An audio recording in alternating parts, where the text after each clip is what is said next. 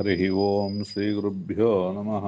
ಗುರುಬ್ರಹ್ಮ ಗುರುರ್ವಿಷ್ಣು ಗುರುರ್ದೇವೋ ಮಹೇಶ್ವರ ಗುರುಃ ಸಾಕ್ಷಾತ್ ಪರಬ್ರಹ್ಮ ತಸ್ಮೈ ಶ್ರೀ ಗುರುವೇ ನಮಃ. ಪ್ರಣೋ ದೇವಿ ಸರಸ್ವತಿ ವಾಜೇಭಿರ್ವಾಜಿನೀವತಿ ಧೀನಾಮ ವಿತ್ರ್ಯವತು ಆನೋ ದಿವೋ ಬೃಹದಃ ಪರ್ವತಾದ ಸರಸ್ವತಿ ಯಜತಾ ಗಂತಯಜ್ಞಂ ವಾಗ್ದೇವ್ಯೈ ನಮಃ. ಓಂ ಸಹನಾವವತು ಸಹನೋ ಭುನಕ್ತು ಸಹ ವೀರ್ಯಂ ಕರವಾವಹೈ ತೇಜಸ್ವಿನಾವಧೀತಮಸ್ತು ಮಾ ವಿದ್ವಿಷಾವಹೈ. ಓಂ ಶಾಂತಿ ಶಾಂತಿ ಶಾಂತಿ. ಹರಿ ಓಂ. ಓಂ ನಮೋ ಭಗವತೆ ವಾಸುದೇವಾಯ. ನಾರಾಯಣ ಪರೋ ವ್ಯಕ್ತ ದಂಡಮವ್ಯಕ್ತಸಂಭವಂ ಖಂಡಸ್ಯಾಂತಸ್ತು ಮೇ ಲೋಕಾಃ ಸಪ್ತದ್ವೀಪ ಚ ಮೇದಿನಿ.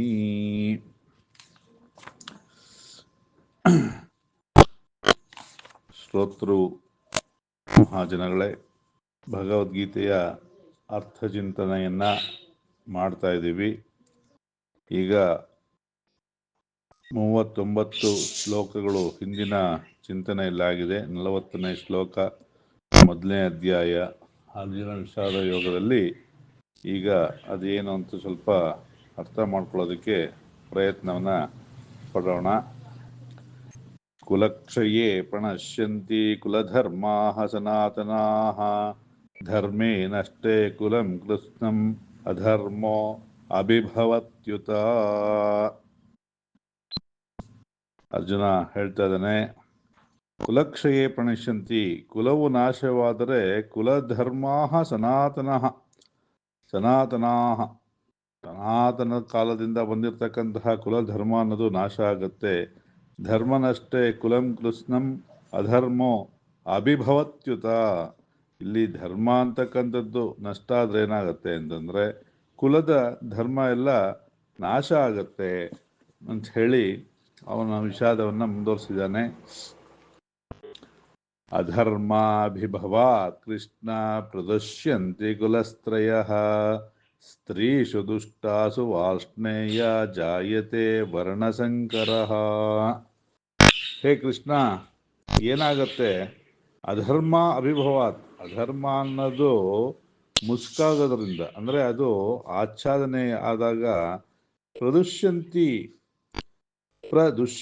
ಕುಲಸ್ತ್ರೀಯ, ಕುಲಸ್ತ್ರೀಯರೆಲ್ಲರೂ ಹಾಳಾಗ್ತಾರೆ. ಸ್ತ್ರೀಷು ದುಷ್ಟಾಸು ವಾರ್ಷ್ಣೇಯ ಜಾಯತೆ ವರ್ಣಸಂಕರ. ಸ್ತ್ರೀಯರು ಯಾವಾಗ ದುಷ್ಟರಾಗ್ತಾರೋ ಅಥವಾ ಅವರು ಹಾಳಾಗ್ತಾರೋ ಅವಾಗ ಏನಾಗುತ್ತೆ? ಹೇ ವಾರ್ಷ್ಣೇಯ, ವನ್ನಿಕುಲದಲ್ಲಿ ಹುಟ್ಟಿರ್ತಕ್ಕಂಥ ಹೇ ಕೃಷ್ಣ, ವೃಷ್ಣಿ ಕುಲದಲ್ಲಿ ಹುಟ್ಟಿರ್ತಕ್ಕಂಥ ಹೇ ಕೃಷ್ಣ, ಏನಾಗುತ್ತೆ? ವರ್ಣಸಂಕರ ಅಂತಕ್ಕಂಥದ್ದು ಉಂಟಾಗತ್ತೆ ಅಂತ ಹೇಳಿ ಹೇಳ್ತಾ ಇದ್ದಾರೆ. ಸಂಕರೋ ನರಕಾಯೈವ ಕುಲಘ್ನಾನಾಂ ಕುಲಸ್ಯ ಚ ಪತಂತಿ ಪಿತರೋ ಹೇಷಾಂ ಲುಪ್ತಪಿಂಡೋದಕ ಕ್ರಿಯಾಃ. ಸಂಕರೋ ನರಕಾಯೈವ ಕುಲಘ್ನಾನಾಂ ಕುಲಸ್ಯ ಚ. ಏನಾಗುತ್ತೆ? ವರ್ಣಸಂಕರ ಅಂತಕ್ಕಂಥದ್ದು ಉಂಟಾದರೆ ಕುಲಕ್ಕೆ ನರಕವನ್ನು ಉಂಟು ಮಾಡುತ್ತೆ. ಯಾಕೆ ಅಂತಂದರೆ ಅಲ್ಲಿ ನಮ್ಮ ಹಿರಿಯರು ಯಾರು ಮೃತರಾಗಿದ್ದಾರೋ ಅವ್ರಿಗೆ ಶ್ರಾದ್ದಾದಿಗಳನ್ನು ಮಾಡೋದ್ರ ಮೂಲಕ, ಅವರಿಗೆ ತರ್ಪಣಾದಿಗಳನ್ನು ಕೊಡೋದ್ರ ಮೂಲಕ ಅವ್ರಿಗೆ ತೃಪ್ತಿಯನ್ನು ಹೊಂದಿಸ್ಬೇಕು, ಅಥವಾ ಅವರು ಅದರಿಂದ ತೃಪ್ತರಾಗ್ತಾರೆ. ಇಲ್ಲಿ ಪುತ್ ನಾಂ ತ್ರಾಯತೆ ಇತಿ ಪುತ್ರಃ. ಪುತ್ ಅನ್ನೋ ನಾಮದ ಒಂದು ನರಕವನ್ನು ಯಾರು ದಾಟಿಸ್ತಾನೋ ಅವನಿಗೆ ಪುತ್ರ ಅಂತ ಹೇಳಿ ಶಾಸ್ತ್ರಗಳು ಹೇಳುತ್ತೆ. ಇಲ್ಲಿ ಪುತ್ರ ಅನ್ನೋದಕ್ಕೆ ಅವನ 3 ಕರ್ತವ್ಯಗಳನ್ನು ಹೇಳಿದ್ದಾರೆ. ಜೀವತೋ ವಾಕ್ಯಕರಣೋವ ಪ್ರತ್ಯಬ್ಧೆ ಭೂರಿಭೋಜನಾತ್ ಗಯಾಯಾಮ್ ಪಿಂಡದಾನೇನ ಪುತ್ರವತ್ ಪುತ್ರತಾಮ್ ಅಂತ. ತಂದೆ ತಾಯಿಗಳು ಬದುಕಿರ್ಬೇಕಾದ್ರೆ ಅವರ ಮಾತುಗಳನ್ನು ಕೇಳಿ ಅವ್ರಿಗೆ ಸಂತೋಷವಾಗೋ ರೀತಿ ನಡ್ಕೊಳ್ಬೇಕು. ಅವರ ಮರಣಾನಂತರ ಭೂರಿ ಭೋಜನಗಳನ್ನು ಮಾಡಿಸ್ಬೇಕು. ಯಾರಿಗೆ? ಬಂಧುಗಳಿಗೆ, ಬ್ರಾಹ್ಮಣರಿಗೆ, ಇಷ್ಟ ಮಿತ್ರರಿಗೆ. ಆಮೇಲೆ ಜೀವನದಲ್ಲಿ ಒಂದ್ಸತಿನಾದರೂ ಗಯಾ ಕ್ಷೇತ್ರಕ್ಕೆ ಹೋಗಿ ಅಲ್ಲಿ ಪಿಂಡ ಪ್ರದಾನವನ್ನು ಮಾಡಬೇಕು. ಯಾರು ಈ 3 ಕಾರ್ಯವನ್ನು ಮಾಡ್ತಾರೋ ಅದರಿಂದ ಅವ್ರಿಗೆ ನರಕದ ಒಂದು ಆ ಯಾತನೆಯಿಂದ ಪಾರಾಗ್ತಾರೆ. ಇಲ್ಲ ಅಂತಂದರೆ ಅವರು ನರಕದಲ್ಲೇ ಬಿದ್ದಿರ್ತಾರೆ ಅಂಥೇಳಿ ಪುರಾಣಗಳು ಹೇಳ್ತಾರೆ. ನರಕ ವಾಸನೆ ಅವ್ರಿಗೆ ಕಾಯಂ ಆಗಿರುತ್ತೆ ಅಂಥೇಳಿ. ಯಾವಾಗ ಕುಲಸಂಕರ ಆಗುತ್ತೋ ಆವಾಗ ಅವ್ರಿಗೆ ಶ್ರಾದ್ದಾದಿಗಳು ಮಾಡೋದಕ್ಕೆ ಯಾರೂ ಇರೋದಿಲ್ಲ ಅಂಥೇಳಿ ಹೇಳ್ತಾ ಇದ್ದಾನೆ. ದೋಷೈರೇತೈಃ ಕುಲಜ್ಞಾನಾಂ ವರ್ಣಸಂಕರಕಾರಕೈಃ ಉತ್ಸ್ಯಾದ್ಯಂತೆ ಜಾತಿಧರ್ಮಾಃ ಕುಲಧರ್ಮಾಶ್ಚ ಶಾಶ್ವತಾಃ. ದೋಷೈ ಏತೈಃ ಕುಲಜ್ಞಾನಾಂ, ದೋಷ ಇರ್ತಕ್ಕಂತಹ ಈ ಕುಲಜ್ಞ ಅಂದರೆ ಯಾರು ಕುಲಕ್ಕೆ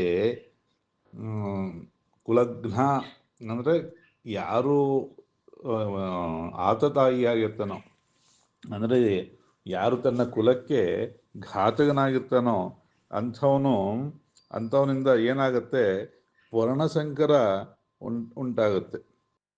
ವರ್ಣಸಂಕರ ಅನ್ನೋದು ಉಂಟಾದರೆ ಏನಾಗುತ್ತೆ, ಜಾತಿ ಧರ್ಮ ಕುಲಧರ್ಮ ಎಲ್ಲವೂ ಹಾಳಾಗಿ ಹೋಗುತ್ತೆ. ಹಾಗಾಗಿ ನನಗೆ ಯುದ್ಧನೇ ಬೇಡ ಅಂಥೇಳಿ ಅರ್ಜುನ ಮುಂದುವರೆದು ಹೇಳ್ತಾನೆ ಇದ್ದಾನೆ. ಉತ್ಸನ್ನ ಕುಲಧರ್ಮಾಣ ಮನುಷ್ಯಾಣಾಂ ಜನಾರ್ದನ ನರಕೆ ನಿಯತಂ ವಾಸೋ ಭವತ್ಯೀತನುಶುಶ್ರುಮಾ. ಹೇ ಜನಾರ್ದನ, ಇಲ್ಲಿ ಮನುಷ್ಯಾಣಾಂ ಉತ್ಸನ್ನ ಕುಲಧರ್ಮಾಣ, ಮನುಷ್ಯರು ಅವರ ಕುಲಧರ್ಮವನ್ನು ನಾಶ ಮಾಡಿಕೊಂಡ್ರೆ ಏನಾಗತ್ತೆ, ನರಕದಲ್ಲಿ ನಿಯತವಾಗಿರ್ತಕ್ಕಂಥ ವಾಸವನ್ನೇ ಮಾಡಬೇಕಾಗತ್ತೆ. ಯಾಕೆ ಅಂತಂದರೆ ಮುಂಚೆನೇ ಹೇಳಿದಾಗೆ ಅವ್ರಿಗೆ ಶ್ರಾದ್ದಾದಿ ಕರ್ಮಗಳು ಮಾಡೋದಕ್ಕೆ ಯಾರೂ ಇರೋದಿಲ್ಲ. ಹಾಗಾಗಿ ಅಹೋಪತ ಮಹಾತ್ಪಾಪಂ ಕರ್ತಂ ವ್ಯವಸಿತಾ ವಯಂ ಯದ್ರಾಜ್ಯ ಸುಖಲೋಭೇನ ಹಂತುಂ ಸ್ವಜನಮುದ್ಯತಾಃ. ಅಯ್ಯೋ, ಈ ಒಂದು ರಾಜ್ಯದ ಸುಖವನ್ನ ಬಯಸಿ ನಾವುಗಳು ವ್ಯವಸ್ಥಿತವಯಂ ಬಯಸಿ ನಾವುಗಳು ಯದ್ರಾಜ್ಯ ಸುಖಲೋಭೇನ ಹಂತುಂ ಸ್ವಜನಮುದ್ಯತ, ಈ ರಾಜ್ಯದ ಆಸೆಗೋಸ್ಕರ ನಾವು ನಮ್ಮ ಸ್ವಂತ ಬಂಧು ಮಿತ್ರರನ್ನೇ ಕೊಲ್ಲೋದಕ್ಕೆ ನಿಶ್ಚಯವನ್ನು ಮಾಡಿ ದೊಡ್ಡ ಪಾಪವನ್ನು ಮಾಡೋದಕ್ಕೆ ನಿಶ್ಚಯಿಸಿದಂತಾಗಿದೆ. ಹಾಗಾಗಿ ನಾನು ಈ ಯುದ್ಧವನ್ನು ಮಾಡೋದಕ್ಕೆ ಇಷ್ಟಪಡೋದಿಲ್ಲ ಅಂತ ಹೇಳಿ ಮುಂದುವರೆದು ಹೇಳ್ತಾನೆ. ಯದಿ ಮಾಂ ಅಪ್ರತೀಕಾರಂ ಅಶಸ್ತ್ರಂ ಶಸ್ತ್ರಪಾಣಯಃ ಧಾರ್ತರಾಷ್ಟ್ರಾರಣೇ ಹನ್ಯುಸ್ತನ್ಮೇ ಕ್ಷೇಮತರಂ ಭವೇತ್. ಯದಿ ಮಾಂ ಅಪ್ರತೀಕಾರಂ, ನಾನು ಅಪ್ರತೀಕಾರ ಅಂದರೆ ಪ್ರತೀಕಾರವನ್ನು ಮಾಡದೆ, ಅಶಸ್ತ್ರಂ ಶಸ್ತ್ರಪಾಣಯ, ಅಶಸ್ತ್ರನಾಗಿ ಶಸ್ತ್ರಪಾಣಿ ಇಲ್ಲದೆ ನನ್ನ ಶಸ್ತ್ರಗಳನ್ನೆಲ್ಲ ತ್ಯಜಿಸಿ ನಾನು ಧಾರ್ತರಾಷ್ಟ್ರನ್ನ ನಾನು ಕೊಲ್ಲೋದಕ್ಕಿಂತ ನನ್ನೇ ಅವರು ಕೊಂದರೆ ಹೆಚ್ಚು ಕ್ಷೇಮ ಅಂಥೇಳಿ ಹೇಳ್ತಾ ಇದ್ದಾನೆ. ಸಂಜಯ ಉವಾಚ ಏವಮುಕ್ತ್ವಾ ಅರ್ಜುನಃ ಸಂಖ್ಯೇ ತಥೋಪಸ್ಥುಪಾವಿಶತ್ ವಿಸೃಜ್ಯ ಸಶರಂ ಚಾಪಂ ಶೋಕ ಸಂವಿಘ್ನಮಾನಸಃ. ಏವಮುಕ್ತ ಅರ್ಜುನ, ಇದನ್ನು ಹೇಳಿದಂತಹ ಅರ್ಜುನ ರಥ ಉಪಾವಿಶತ್, ಅವನು ದುಃಖದಿಂದ ರಥದ ಮುಂಗಡೆ ಕೂತ್ಕೊಂಡ್ಬಿಡ್ತಾನೆ. ವಿಸೃಜ್ಯ ಸಶರಂ ಚಾಪಂ, ಬಾಣ ಮತ್ತು ಬಿಲ್ಲು ಇವೆಲ್ಲವನ್ನು ಬಿಟ್ಟು ಶೋಕ ಸಂವಿಗ್ನಾಗಿ ಅಲ್ಲಿ ಕುಳಿತುಕೊಂಡ ಅಂತ ಹೇಳೋದ್ರ ಮೂಲಕ ಭಗವದ್ಗೀತೆಯ 1ನೇ ಅಧ್ಯಾಯದ ಈ ಒಂದು ಕಡೆ ಶ್ಲೋಕ 47ನೇ ಶ್ಲೋಕದೊಂದಿಗೆ ಮುಕ್ತಾಯ ಆಗುತ್ತೆ. ಶ್ರೀಮದ್ಭಗವದ್ಗೀತಾಸು ಉಪನಿಷತ್ಸು ಬ್ರಹ್ಮವಿದ್ಯಾಯಾಂ ಯೋಗಶಾಸ್ತ್ರೇ ಶ್ರೀಕೃಷ್ಣಾರ್ಜುನ ಸಂವಾದೆ ಅರ್ಜುನ ವಿಷಾದಯೋಗೋ ನಾಮ ಪ್ರಥಮೋಧ್ಯಾಯ. 1ನೇ ಅಧ್ಯಾಯ ಇಲ್ಲಿಗೆ ಮುಗಿದಿದೆ. ನಿನ್ನೆ ಒಬ್ಬರು ಇದರದ್ದು ಸಾರಾಂಶ ಏನು ಅಂತ ಕೇಳಿದ್ರು. ಇದ್ರ ಸಾರಾಂಶ ಅಂತಂದರೆ, ಮೊಟ್ಟ ಮೊದಲನೇದಾಗಿ ಇಲ್ಲಿ ಅಂಧನಾಗಿರ್ತಕ್ಕಂತಹ ಧೃತರಾಷ್ಟ್ರ ಅವನು ಕೇವಲ ಬಾಹ್ಯ ಅಂಧ ಅಲ್ಲ, ಅಂತರಂಗದಿಂದ ಕೂಡ ಅಂಧನಾಗಿದ್ದ ಅವನು. ಯಾಕೆ ಅಂತಂದರೆ ಅವನಿಗೆ ತನ್ನ ಮಕ್ಕಳ ಮೇಲಿದ್ದಂತಹ ಅತಿಯಾದ ಮೋಹದಿಂದ ಈ ಒಂದು ಕುರುಕ್ಷೇತ್ರ ಯುದ್ಧ ನಡೆಯೋದಕ್ಕೆ ಅವನು ಕಾರಣೀಭೂತನಾಗ್ತಾನೆ. ತನ್ನದಲ್ಲದನ್ನ ಯಾವಾಗ ಅತಿಯಾದ ವ್ಯಾಮೋಹದಿಂದ ಉಳಿಸ್ಕೊಳ್ಳೋಕ್ಕೆ ಪ್ರಯತ್ನ ಪಡ್ತೀವೋ ಅವಾಗ ಬಹಳ ಕಷ್ಟಗಳನ್ನು ಎದುರಿಸ್ಬೇಕಾಗತ್ತೆ, ಮೊದಲನೇದಾಗಿ.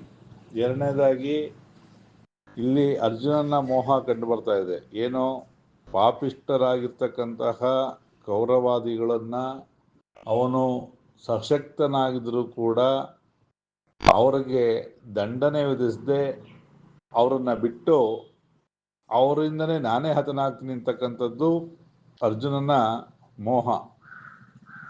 ಶಾಸ್ತ್ರ ಏನು ಹೇಳುತ್ತೆ ಅಂತಂದರೆ, ನಮಗೆ ಶೋಕ ಮತ್ತು ಮೋಹ ಇವೆರಡೇನೆ ನಮ್ಮ ಎಲ್ಲ ದುಃಖಕ್ಕೂ ಕೂಡ ಕಾರಣೀಭೂತವಾಗಿರೋದು ಅಂಥೇಳಿ ಹೇಳುತ್ತೆ.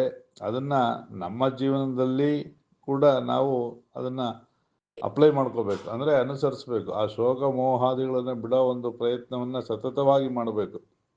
ಏನು ಒಂದು ದಿವಸಕ್ಕೆ, 2 ದಿವಸಕ್ಕೆ, 1 ವರ್ಷಕ್ಕೆ ಎಲ್ಲ ಆಗೋದಿಲ್ಲ. ಎಷ್ಟು ನಾವು ತೀವ್ರವಾಗಿ ಅಭ್ಯಾಸವನ್ನು ಮಾಡ್ತೀವೋ ಅಷ್ಟು ಬೇಗ ಅದನ್ನು ಸಾಧನೆ ಮಾಡೋದಕ್ಕೆ ಸಾಧ್ಯ ಆಗತ್ತೆ.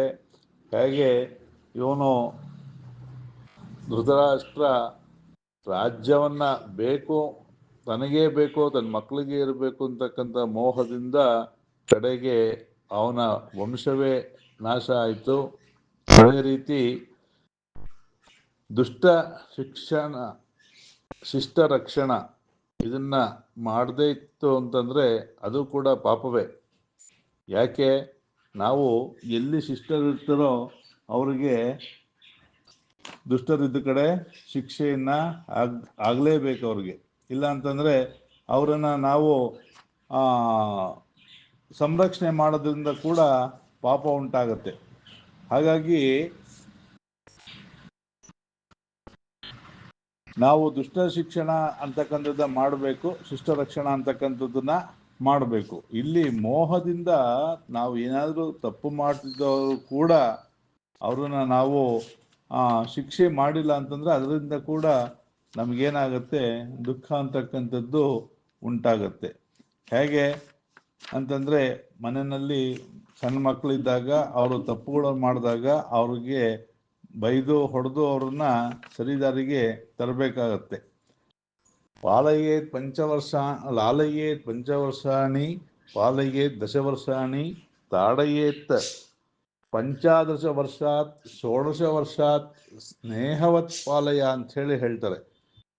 ಮಕ್ಕಳಿಗೆ 5 ವರ್ಷ ಆಗೋ ತನಕ ಅವರನ್ನ ಲಾಲನೆ ಮಾಡಬೇಕಂತೆ. ಅಂದರೆ ಬರೀ ಮುದ್ದು ಮಾಡಿ ಅವ್ರಿಗೆ ತಿನ್ಸೋದು, ಕುಡಿಸೋದು ಇವೆಲ್ಲ ಮಾಡಬೇಕು 5 ವರ್ಷ ಆಗೋ ತನಕ. 5ನೇ ವರ್ಷದಿಂದ 10ನೇ ವರ್ಷದವರೆಗೂ ಅವ್ರಿಗೆ ಬೈದು ಬುದ್ಧಿ ಹೇಳಬೇಕು, ಹಾಗೆ ಮಾಡಬೇಡ, ಹೀಗೆ ಮಾಡಬೇಡ ಅಂತ. ಏಕೆಂದರೆ ಮಕ್ಕಳಿಗೆ ಗೊತ್ತಿರೋಲ್ಲ ಏನು ಮಾಡಬೇಕು ಏನು ಮಾಡಬಾರ್ದು ಅನ್ನೋದು ಗೊತ್ತಿರೋಲ್ಲ. ಹಾಗಾಗಿ 10 ವರ್ಷ ಆಗೋ ತನಕ ಅವ್ರಿಗೆ ಬೈದು ಬುದ್ಧಿ ಹೇಳಿ ಅವ್ರನ್ನ ಸರಿದಾರಿಗೆ ತರಬೇಕು. 10ನೇ ವರ್ಷದಿಂದ 15ನೇ ವರ್ಷದವರೆಗೂ ಅವ್ರಿಗೆ ಬರೀ ಬಾಯಲ್ಲಿ ಕೇಳಲಿಲ್ಲ ಅಂತಂದರೆ ಅವ್ರಿಗೆ ಹೊಡೆದಾರು ಕೂಡ ಅವ್ರನ್ನ ತಿದ್ದಬೇಕು. 16ನೇ ವರ್ಷ ಆದಮೇಲೆ ಅವ್ರನ್ನ ಸ್ನೇಹಿತರಂತೆ ನೋಡ್ಕೊಳ್ಬೇಕು ಅಂತ ಹೇಳಿ ಶಾಸ್ತ್ರಕಾರರು ಮಾಡಿದ್ದಾರೆ. ಇಲ್ಲಿ ಏನು ಅಂತಂದರೆ ಅತಿಯಾದ ಮೋಹ. ಉದಾಹರಣೆಗೆ ಈಗ ನಿಮ್ಮಗಳೆಲ್ಲ ಮಕ್ಕಳು ಇರ್ಬೋದು, ದೊಡ್ಡವರಾಗಿದ್ದರೆ ಅವರಿಗೆ ಒಂದು ಹಂತದ ತನಕ ಹೇಳಬೇಕು. ಅದಾದಮೇಲೆ ಅವ್ರಿಗೆ ಬುದ್ಧಿ ಬಂದಿರುತ್ತೆ. ಅವ್ರಿಗೆ ಅತಿಯಾಗಿ ಹೇಳಕ್ಕೆ ಹೋದಾಗ ನಿಮ್ಮ ಮೋಹದಿಂದ ಅವ್ರಿಗೆ ಬಂಧನ ಮಾಡೋಕ್ಕೆ ಕಟ್ಟಾಕ್ದಾಗ ಆಗುತ್ತೆ. ಅವ್ರು ಅವಾಗ ನಿಮ್ಮ ಮಾತು ಕೇಳಲ್ಲ. ಅವಾಗ ನಮಗೇನಾಗುತ್ತೆ, ಶೋಕ ಉಂಟಾಗುತ್ತೆ. ಅಂದರೆ ಮನೆಯಲ್ಲಿ ಕಲಹಾದಿಗಳು ಉಂಟಾಗತ್ತೆ. ಹಾಗೆಯೇ ಶಾಸ್ತ್ರ ಏನು ಹೇಳುತ್ತೆ ಅಂತ ಅಂದರೆ, ಮಕ್ಕಳು ಅವರ ಕಾಲ ಮೇಲೆ ಅವ್ರು ನಿಲ್ತಾರೆ ಅನ್ನೋದಕ್ಕೆ ನಮ್ಮದು ಜವಾಬ್ದಾರಿ. ಅವ್ರ ಕಾಲ ಮೇಲೆ ಅವ್ರು ನಿಂತ್ಕೊಳ್ತಾರೆ ಅಂತ ಅಂದಮೇಲೆ ಅವ್ರನ್ನ ಬಿಟ್ಬಿಟ್ಟು ವಾನಪ್ರಸ್ಥಕ್ಕೆ ಹೋಗಬೇಕು ಅಂತಲೇ ಹೇಳುತ್ತೆ ಶಾಸ್ತ್ರದಲ್ಲಿ. ಆಶ್ರಮಗಳು 4 ಇದೆ: ಬ್ರಹ್ಮಚರ್ಯ, ಗೃಹಸ್ಥ, ವಾನಪ್ರಸ್ಥ, ಸನ್ಯಾಸ ಅಂತ ಹೇಳಿ. ಹಾಗಾಗಿ ನಮ್ಮ ಜವಾಬ್ದಾರಿ ಇಲ್ಲಿ ತನಕ ಅಂದರೆ ಅವ್ರ ಕಾಲ ಮೇಲೆ ಅವ್ರನ್ನ ನಿಂತ್ಕೊಳ್ಳೋ ತನಕ ಮಾಡೋದು, ಅದ್ರ ಮೇಲೆ ಅವ್ರ ಜೀವನವನ್ನು ಅವ್ರು ನಡೆಸಬೇಕು. ನೀವು ಅತಿಯಾದ ಮೋಹ ಇಟ್ಕೊಂಡು ಅವ್ರಿಗೆ ಯಾವಾಗಲೂ ತಿದ್ದಕ್ಕೆ ಹೋಗಿತ್ತು ಅಂತಂದರೆ ಅಲ್ಲಿ ಮನೆಯಲ್ಲಿ ಕುರುಕ್ಷೇತ್ರವೇ. ಹಾಗಾಗಿ ನಮ್ಗೆ ಎಲ್ಲಿ ಎಷ್ಟು ಹೇಳಬೇಕು ಅಂತ ಅವಶ್ಯಕತೆ ಇರತ್ತೋ ಅವಶ್ಯಕತೆ ಇದ್ದಷ್ಟೇ ಹೇಳಿದ್ರೆ ಒಳ್ಳೆಯದು. ವಯಸ್ಸಾಗ್ತಾ ಎಲ್ಲವನ್ನೂ ಕಡಿಮೆ, ಮಾತು ಇರ್ಬೋದು, ಊಟ ಇರ್ಬೋದು, ಅಥವಾ ಮೋಹ ಇರ್ಬೋದು, ಇವೆಲ್ಲವನ್ನ ಕಡಿಮೆ ಮಾಡ್ತಾ ಮಾಡ್ತಾ ಹೋದ್ರೇ ನಮ್ಮ ದೈಹಿಕ ಮಾನಸಿಕ ಆರೋಗ್ಯ ಅಂತಕ್ಕಂಥದ್ದನ್ನು ಕಾಪಾಡ್ಕೊಳ್ಳೋದಕ್ಕೆ ಸಾಧ್ಯ ಆಗುತ್ತೆ. ಇದರ ಸಾರಾಂಶ ಏನೋ ಮೊದಲನೇ ಅಧ್ಯಾಯ ಇದು ಅಂತಂದರೆ ಮೋಹದಿಂದನೇ ದುಃಖ ಅಂತಕ್ಕಂಥದ್ದು ನಮಗೆ ಗೊತ್ತಾಗ್ತಾ ಇದೆ. ಒಂದು, ಧೃತರಾಷ್ಟ್ರನ ಮೋಹದಿಂದ ಕುರುಕ್ಷೇತ್ರ ಆಯಿತು. ಸಶಕ್ತನಾಗಿದ್ರು ಕೂಡ ದಂಡಿಸದೇ ಇದ್ರೆ, ಮೋಹದಿಂದ ನನ್ನವರು ಅಂತ ದಂಡಿಸದೇ ಇದ್ರೆ ಅದು ಕೂಡ ಪಾಪ ಉಂಟಾಗುತ್ತೆ. ಲೋಕದಲ್ಲಿ ಕ್ಷೇಮ ಅಂತಕ್ಕಂಥದ್ದು ಇರೋದಿಲ್ಲ. ಹಾಗಾಗಿ ನಾವು ಮೋಹವನ್ನು ಬಿಟ್ಟು ಧರ್ಮದ ಸ್ಥಾಪನೆಗೆ ಅಥವಾ ನಮ್ಮ ಸೌಖ್ಯಕ್ಕೆ ನಾವು ಮೋಹವನ್ನು ಶೋಕವನ್ನು ತ್ಯಜಿಸಿ ಕರ್ತವ್ಯ ಅಕರ್ತವ್ಯ ಕಾರ್ಯ ಅಕಾರ್ಯಗಳನ್ನು ನಿರ್ಧಾರ ಮಾಡಿ, ಕಾರ್ಯ ಅಂದರೆ ಯಾವ್ದು ಮಾಡಬೇಕು, ಅಕಾರ್ಯ ಅಂದರೆ ಯಾವ್ದು ಮಾಡಬಾರ್ದು ಅನ್ನೋದನ್ನ ಚಿಂತನೆಯನ್ನು ಮಾಡಿದಾಗ ನಮಗೆ ಸೌಖ್ಯ ಅನ್ನೋದು ಉಂಟಾಗತ್ತೆ ಅನ್ನೋದು ಪ್ರಧಾನವಾದಂತಹ ಸಾರಾಂಶವನ್ನು ನಾವು ಇಲ್ಲಿ ತಗೊಳ್ಬೇಕು. ಒಟ್ಟು ಎಲ್ಲ ಶಾಸ್ತ್ರಗಳ ಸಾರಾಂಶನೇ ಇದು. ಶೋಕ ಮೋಹಗಳನ್ನು ಬಿಡಬೇಕು ಅನ್ನೋದೇ. ಎಷ್ಟೆಷ್ಟು ಶೋಕ ಮೋಹಗಳನ್ನು ಕಡಿಮೆ ಮಾಡಿಕೊಂಡ್ರೆ ಅಷ್ಟಷ್ಟು ನಮಗೆ ಕ್ಷೇಮ ಉಂಟಾಗತ್ತೆ. ಮೋಕ್ಷ ಅಂದರೆ ಇದೇನೆ, ಶೋಕ ಮೋಹಗಳನ್ನು ಬಿಡದೆ ಮೋಕ್ಷ ಅಂತ ಹೇಳ್ತಾ ಇವತ್ತಿನ ಒಂದು ಚಿಂತನೆಯನ್ನು ಮುಗಿಸ್ತಾ ಇದ್ದೀನಿ. ಶ್ರೀಕೃಷ್ಣಾರ್ಪಣಮಸ್ತು. ಓಂ ಸಹನಾವವತು ಸಹನೌ ಭುನಕ್ತು ಸಹ ವೀರ್ಯಂ ಕರವಾವಹೈ ತೇಜಸ್ವಿನಾವಧೀತಮಸ್ತು ಮಾ ವಿದ್ವಿಷಾವಹೈ.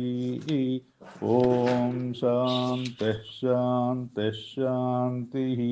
ನಾರಾಯಣಃ ಪರೋ ವ್ಯಕ್ತದಂಡಮವ್ಯಕ್ತಸಂಭವಂ ಅಂಡಸ್ಯಾಂತಸ್ತ್ವಿಮೇ ಲೋಕಾಃ ಸಪ್ತದ್ವೀಪಾ ಚ ಮೇದಿನಿ.